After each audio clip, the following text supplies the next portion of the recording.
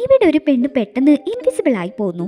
എന്നാൽ ഇതൊന്നും അറിയാതെ അവൾ ഉറങ്ങാനായിട്ട് പോകും. അങ്ങനെ രാവിലെ എണീറ്റ് കണ്ണാടിയിൽ നോക്കുമ്പോഴാണ് താൻ ഇൻവിസിബിൾ ആയ കാര്യം അവൾ അറിയുന്നത്. അവളുടെ നിലവിളി കേട്ട് അങ്ങോട്ട് ഓടി വന്ന അവളുടെ അനിയത്തി എന്താണ് ശരിക്കും സംഭവിച്ചതെന്നുള്ള കാര്യം അവളോട് പറയുന്നു. ഇന്നലെ രാത്രി അനിയത്തി വീട്ടിൽ വെച്ച് ഒരു സയൻസ് എക്സ്പെരിമെന്റ് ചെയ്തുകൊണ്ടിരിക്കുമ്പോൾ പെട്ടെന്ന് കൈ തട്ടിയിട്ട് കെമിക്കൽസ് എല്ലാം മിക്സ് ആയി എക്സ്പെരിമെന്റ് പാളിപ്പോയി. അപ്പോൾ അതിൽ നിന്ന് വന്ന പുകയുടെ അടുത്തേക്ക് ഒരു പ്രാണി പറന്നു വന്നു. പെട്ടെന്ന് അത് ഇൻവിസിബിൾ ആയി പോകുന്നത് അവൾ നോട്ടീസ് ചെയ്യുന്നു. അങ്ങനെ അവൾ അതിനെ പിടിക്കാനായിട്ട് നോക്കിയെങ്കിലും ആ പ്രാണി അവിടെ നിന്ന് ഇൻവിസിബിൾ ആയി പറന്നു പോകും. പക്ഷേ അത് നേരെ പോയി വീണത് ചേച്ചി കുടിക്കാൻ വെച്ചിരുന്ന വെള്ളത്തിലേക്കായിരുന്നു. അടുത്തതായിട്ട് ചേച്ചി അവൾ എവിടെയുണ്ടെന്ന് അറിയിക്കാനായിട്ട് ഡ്രസ്സ് ഇട്ട് നിൽക്കുന്നു.